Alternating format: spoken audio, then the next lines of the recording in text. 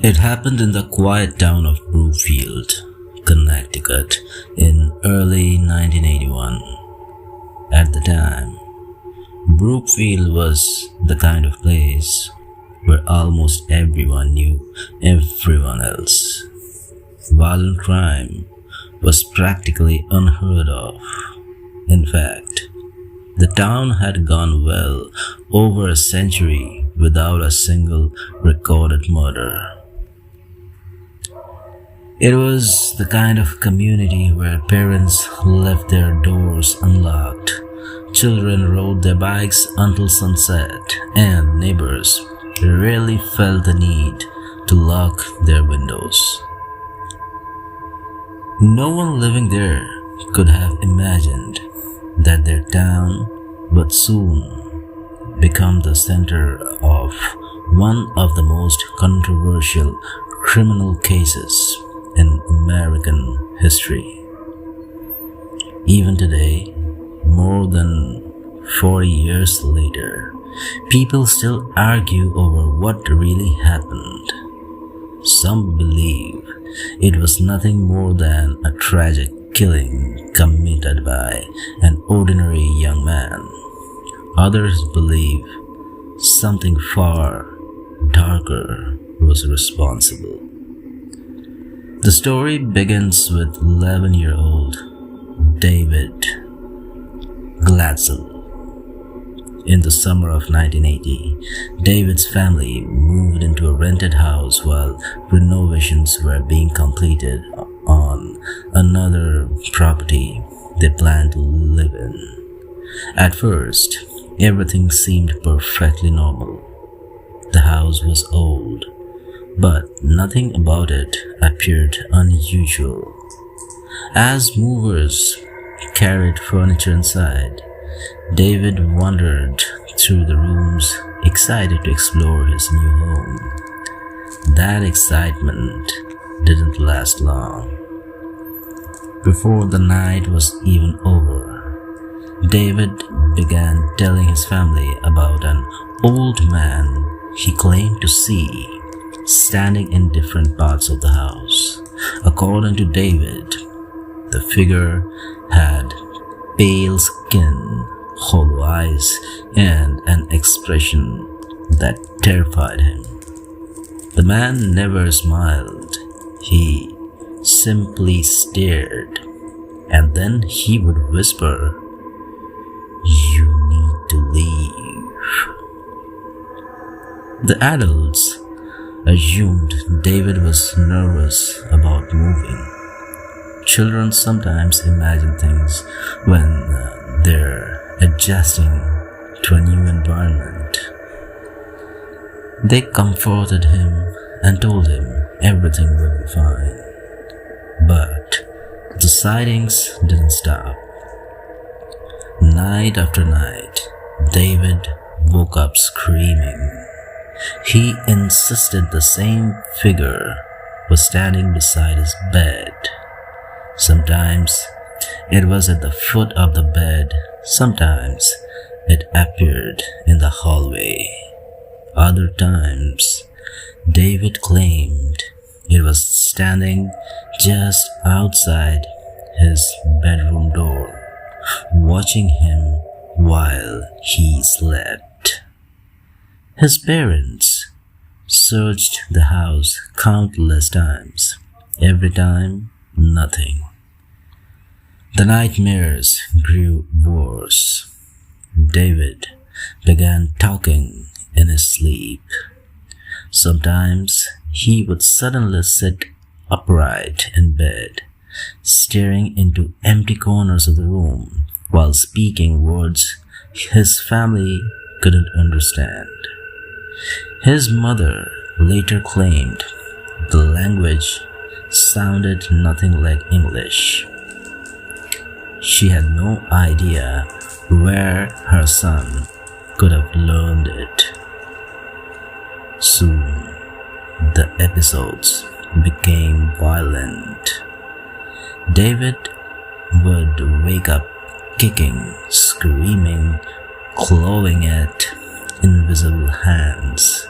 that only he seemed able to see. He begged his parents not to leave him alone. He refused to sleep unless someone stayed beside him. Doctors were consulted. Medical tests found nothing unusual. Physically, David appeared healthy. Psychological explanations were considered, but none seemed to fully account for the increasingly bizarre behavior his family described. Weeks passed. Instead of improving, everything became worse. Friends who visited the house claimed David's personality changed whenever evening approached. Sometimes he seemed perfectly normal. Minutes later, according to witnesses, he would begin growling, shouting, and making facial expressions they said didn't seem like his own. Whether those descriptions reflected genuine events or frightened memories has been debated ever since. Eventually, the family sought help from their local church. Several priests visited the home. Some offered prayers, others suggested the family continue medical treatment. No official exorcism was immediately approved. As David's condition continued deteriorating, someone suggested contacting two investigators who had already become well known for examining reports of alleged hauntings and demonic activity. Their names were Ed and Lauren Warren. By that time, the Warrens had investigated dozens of claims involving haunted houses, unexplained phenomena, and alleged possessions. Supporters believed they helped families confronting the paranormal. Critics argued they encouraged supernatural explanations without sufficient evidence. Regardless of public opinion, the Glatzel family believed they had nowhere else to turn. When Ed and Lauren arrived at the house, they spent hours interviewing family members and observing David. Years later, the Warrens claimed they believed David showed signs consistent with demonic oppression that was escalating toward possession. They alleged that multiple malevolent entities were influencing him. Near about 40. Now that's unbelievable. Those claims have never been independently verified. Still, the family believed them. As prayers continued over the following weeks, David reportedly experienced violent episodes. Furniture was said to shake. Objects allegedly moved. David screamed at voices no one else claimed to hear. Whether those events actually occurred remains one of the most disputed parts of the entire case. One person who witnessed many of these sessions was 19-year-old Arne Johnson. Aaron was dating David's oldest sister, Debbie. He spent so much time with the family that he became like another son in the household. Watching David suffer affected him deeply. Night after night, Arne stood nearby as priests prayed over the frightened boy. He watched David cry. He watched him struggle. He watched adults argue over whether the problem was medical, psychological, or something no one could explain. Finally, during one particularly intense prayer session, Arne lost his patience. He stepped towards David. Then, according to several people present, he shouted words that would later become infamous. He said, "If there's anything inside this kid, leave him alone. If you are real, come after me instead." So, in other words, he challenged those entities. The room reportedly fell silent.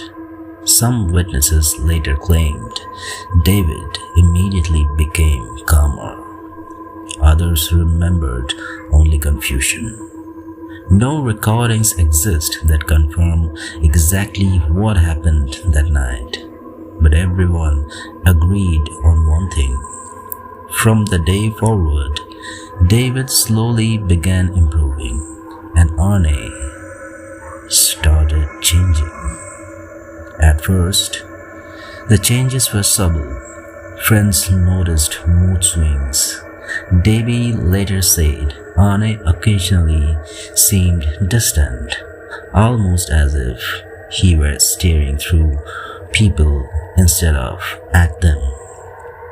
Sometimes she couldn't remember conversations David had only hours earlier. She complained of frightening dreams.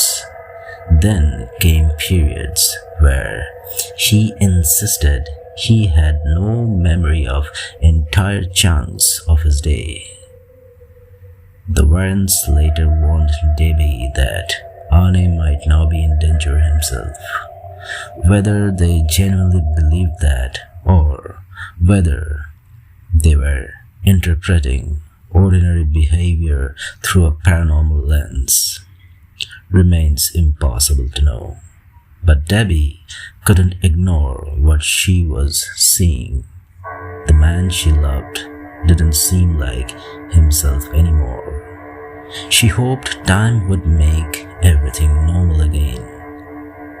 Instead, something happened that would forever change not only their lives but American legal history. February 16th, 1981. Neither Arne nor anyone else woke up that morning expecting it to become one of the most talked about days in modern paranormal history. That afternoon, a confrontation would leave one man dead and launch the only American murder trial where a defense attorney would stand before a judge and argue that the devil made him do it. Here comes the date, February 16th, 1981. The morning started like anything other. Arne and Debbie had recently begun building a life together. Debbie had started working at a local kennel owned by a man named Alan Bono. And that afternoon, they planned to spend time together after work. Family members later described the day as surprisingly normal. Everyone laughed, they ate together, nothing seemed unusual. But as the afternoon wore on, witnesses began noticing subtle changes in Arne's behavior. According to several people present, he became unusually quiet. He stared blankly into space during conversations, At times, he appeared confused, as if he didn't recognize where he was. Then, without warning, an argument broke out. Accounts differ on exactly how it started. Most reports agree that alcohol had been consumed, emotions were running high, and a disagreement involving Alan Bono escalated rapidly. Within seconds, voices were raised. People began shouting over one another. Witnesses later said Arne suddenly lunged down Bono.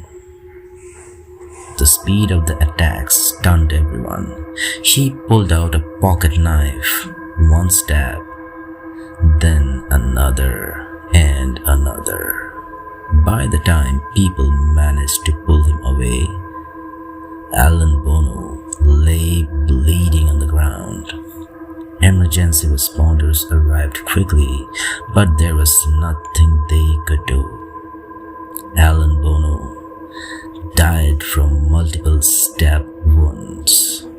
For the first time in well over a century, Brookfield had its first recorded homicide. Police officers immediately began searching for Arne. He hadn't fled very far. Within a short time, officers located him walking nearby. What happened next puzzled investigators. According to the police reports, Arne didn't resist arrest. He appeared confused. Some officers later recalled that he seemed almost detached from reality. During questioning, he reportedly struggled to explain what had happened. The physical evidence was overwhelming. Witnesses had seen the stabbing. The murder weapon had been recovered. There was little doubt about who committed the crime. The only question was, why? As prosecutors prepared the case, Ed and Lauren contacted Arne's defense team. The Warrens insisted this wasn't an ordinary murder. They claimed Arne had become possessed after challenging the entity they believed had tormented David months earlier. His attorney, Martin Minella, decided to pursue one of the most unusual legal strategies ever attempted in an American courtroom.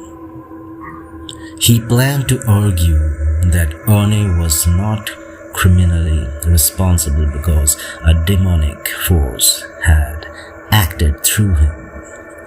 Before the trial even began, newspapers across the country seized on the story. Headlines exploded. "The devil made me do it." Some readers were fascinated, others dismissed it as absurd. The courtroom quickly became packed with reporters, spectators, and legal experts eager to witness history. When proceedings began, the defense attempted to introduce testimony regarding alleged demonic possession. The judge listened, then rejected the argument. His ruling was simple. American courts require evidence that can be examined under the law. Claims involving supernatural forces could not be tested, measured, or legally evaluated. Whatever people personally believed, the courtroom would deal only with facts supported by admissible evidence. That decision effectively ended the possession defense before the jury ever heard it in full. Arne's attorneys shifted their focus towards a reduced charge, arguing the confrontation had escalated rapidly and that intent should be considered carefully. After weeks of testimony, witness statements and legal arguments, the jury returned its verdict. Arne Johnson was found guilty of first-degree manslaughter. He was sentenced to serve between 10 and 20 years in prison. But in reality, he served approximately 5 years before being released for good behavior. Debbie never abandoned him. She waited throughout his imprisonment. After Arne's release, the two married and quietly built a life together away from the media spotlight. David also recovered over time. The terrifying episodes that had once consumed his childhood gradually disappeared. Yet, the controversy surrounding the case refused to die. Not everyone agreed with the Warrens' version of events. Some members of the Glatzel family later challenged the possession narrative publicly, arguing that David had suffered from medical or psychological problems rather than supernatural ones. Lawsuits followed, books were questioned, television specials debated the facts, believers defended the Warrens, skeptics accused them of sensationalizing tragedy. Even today, no consensus exists. The legal record clearly establishes that Alan Bono was killed by Arne Johnson on February 16, 1981. It also records that his attorney attempted to introduce demonic possession as part of the defense. Those facts are beyond dispute. Everything else depends on who you ask. Some believe this was a heartbreaking case involving untreated psychological illness, fear, and suggestion. Others remain convinced that something entered the Glatzel home that summer. Something that first attached itself to a frightened little boy before finding someone else willing to challenge it. Decades later, investigators, paranormal researchers, psychologists, lawyers, and historians still revisit the case. Not because everyone agrees on what happened, but because no explanation has ever satisfied everyone. Perhaps the strangest part of the story isn't the murder itself. It's the fact that one question has survived every courtroom ruling, every documentary, every investigation, and every debate. If evil truly exists, can it ever be held accountable in a court of law? Or will it always leave someone else standing in the defendant's chair? The question has never been answered, and maybe it never will be.